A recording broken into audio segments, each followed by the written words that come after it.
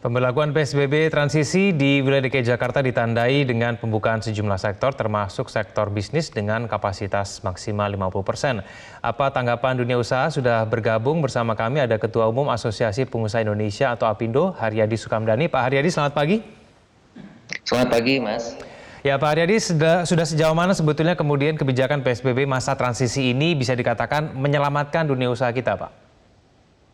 Ya, memang kami menyambut baik ya adanya pelonggaran dari PSBB ini atau kalau Pak Gubernur bilang adalah transisi PSBB transisi. Jadi kalau kita melihat memang kondisi Jakarta juga sudah semakin kondusif karena angka kematian juga sudah menunjukkan tren menurun dan yang paling penting di sini justru menurut pandangan kami adalah dengan transisi ini juga masyarakat sudah terkondisikan untuk berdisiplin melaksanakan protokol kesehatan. Karena kalau dari kami, dari pelaku usaha itu kan sebetulnya juga pada waktu PSBB kemarin test case-nya juga sudah kita lakukan saat kita menjalankan izin operasional dan mobilitas kegiatan industri ya, untuk sektor industri yang alhamdulillah juga berjalan dengan cukup baik. Relatif kasus yang muncul bisa ditangani dan tidak signifikan. Jadi kita berharap nanti pada pembukaan berikutnya pada masa transisi ini kondisinya akan jauh lebih kondusif, Mas. Demikian. Pak Haryadi, tapi memastikan bahwa tempat usaha yang diperbolehkan akan buka kembali meskipun ini bertahap begitu ya, ada yang tanggal 8, ada yang tanggal 15, memastikan bahwa semua tempat usaha ini betul-betul menerapkan protokol kesehatan itu bagaimana Pak Haryadi? Ya, jadi kalau dari kami, masing-masing sektor sudah kita siapkan. Kebetulan saya juga Ketua Umum Perhimpunan Hotel dan Restoran Indonesia. Misalnya untuk restoran itu sudah kami siapkan panduan umumnya, Mas. Jadi sudah kita siapkan dan sudah kami sosialisasikan dari minggu lalu. Minggu lalu kita siapkan. Jadi mudah-mudahan dengan sosialisasi di internal kami sendiri, di pelaku usaha, khususnya besok restoran yang akan mulai buka lebih dulu, itu sudah bisa kita laksanakan dengan persiapan yang lebih baik. Baik, Pak Haryadi, katakan kalau ada tempat usaha yang mungkin nakal begitu ya, yang mungkin saja untuk mengejar keuntungan yang selama ini sempat tertunda atau terpotong begitu akibat COVID-19. Ini kemudian bagaimana tindakannya ketika kemudian ada dunia usaha yang mungkin tidak menerapkan protokol kesehatan sepenuhnya, Pak?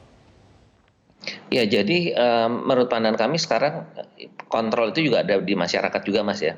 Kalau sampai ambil kata dari sisi pengusahanya tidak melaksanakan itu kan masyarakat juga akan melihat secara kasat mata juga ya. Misalnya contohnya restoran udah dibatasin kapasitasnya itu 50% atau distance-nya itu 1 meter ya, radiusnya 1 meter. Nah itu kalau misalnya sampai terjadi crowd, tentunya juga dari masyarakat dengan sosialisasi yang masif ini juga akan mengetahui bahwa itu mereka tidak melakukan ketentuan yang ada, dan itu sebetulnya juga bisa, apalagi sekarang dengan adanya sosial media, tentunya juga bisa jadi kontrol sosial juga terhadap usaha-usaha yang memang mereka tidak melaksanakan dengan baik. Dan kami juga memantau juga dari internal kami juga untuk selalu mengingatkan, dan kalau memang ada yang sampai seperti itu tentu juga kami akan menegurnya begitu. Kami akan mengingatkan untuk semuanya kita harus disiplin, karena memang tanpa kedisiplinan ini kita juga tidak akan bisa mengendalikan, dan nanti kita kembali lagi ke masa ke belakang lagi gitu loh, Mas. Ini yang kita tidak harapkan. Kan memang seperti itu, kalau PSBB-nya tidak sukses ya terpaksa kita lakukan lagi dari awal lagi, kan yang merepotkan malah nantinya.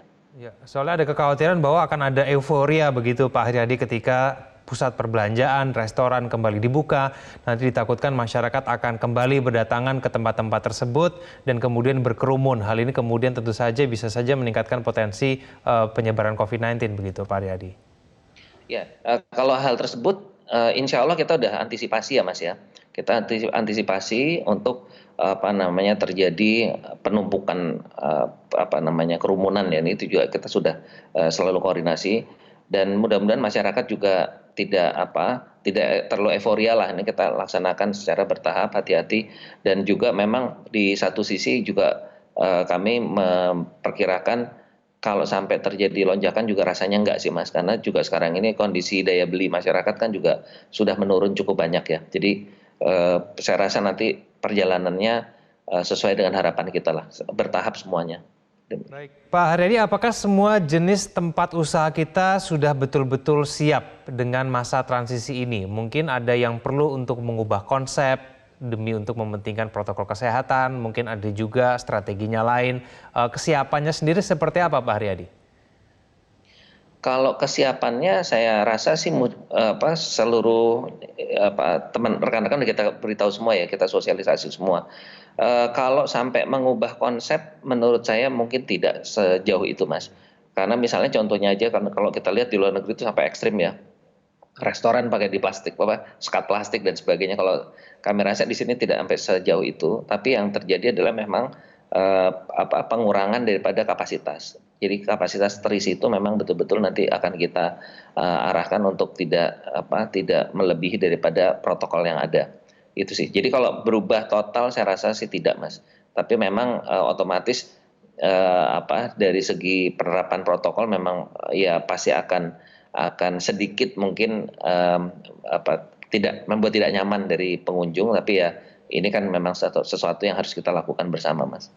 Baik, Pak Haryadi, perlu tidak mungkin penambahan personil keamanan di sana, mungkin ada pengawasan dari pemerintah daerah begitu, Pemprov DKI Jakarta, mungkin di tempat-tempat usaha tersebut untuk betul-betul memastikan bahwa masyarakat mematuhi protokol kesehatan, begitu juga dengan dunia usaha, tidak kemudian hanya mengejar keuntungan semata, lalu kemudian tidak mengindahkan protokol kesehatan yang seharusnya diterapkan. Ya, jadi begini, Mas, kalau mengenai petugas saya rasa untuk pertama kali ya nanti pembukaan tentu ada sedikit ekstra tenaga yang kita perlukan untuk mendisiplinkan pelaksanaan protokol itu. Tapi kami yakin dalam waktu kemudian akan lebih teratur. Nah, kalau mengenai masalah kekhawatiran akan tiba-tiba tempat-tempat misalnya contohnya perbelanjaan itu akan ramai dikunjungi, menurut saya kemungkinan itu relatif kecil ya, Mas ya, karena tadi saya sampaikan bahwa daya belinya itu juga turun. Dan kalau kita mengacu kepada referensi di Wuhan, Mas, di Cina, itu justru yang terkait dengan leisure, terkait dengan perbelanjaan itu relatif juga di bawah. Jadi orang itu pergi kalau begitu dibuka biasanya lebih ke arah groceries, Mas. Jadi bukan sesuatu yang non food gitu. Jadi ini kita insya Allah bisa kita jadikan referensi juga kondisi-kondisi di negara lain. Demikian, Mas. Baik, Pak Haryadi, dari hitung-hitungan dari Apindo sendiri dengan adanya masa transisi PSBB di DKI Jakarta ini, berapa persen Pak paling tidak bisa membantu memulihkan dunia usaha? Mungkin dari sisi keuangan atau sisi yang lain? Jadi paling tidak, Mas, paling tidak dengan dibukanya ini kita sudah bisa memulai aktifkan kembali penjualan kita. Ini yang paling penting. Karena dengan selama PSBB kemarin itu kan dengan penutupan baik itu pasar maupun juga mal yang sebagai ujung tombak ini kita ya, outlet penjualan kita ditutup, itu memang dampaknya kan sangat besar sekali. Nah, jadi kalau kita bisa memulai ini, tentunya kita akan melihat responsnya, Mas. Tapi perkiraan kami paling tidak dengan mulainya ini kita bisa mengarahkan paling tidak di masa transisi ini ada kenaikan perdagangan ke arah kira-kira antara 15% sampai 20%.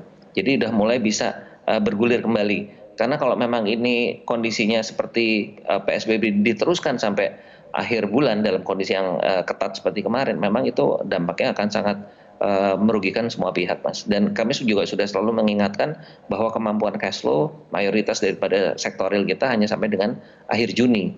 Nah, ini juga mudah-mudahan ini juga bisa membantu untuk tidak lebih dalam lagi dampak terhadap cash flow-nya, Mas. Baik, Pak Haryadi, terima kasih telah bergabung bersama kami di Metro Pagi Prime Time. Selamat pagi. Terima kasih.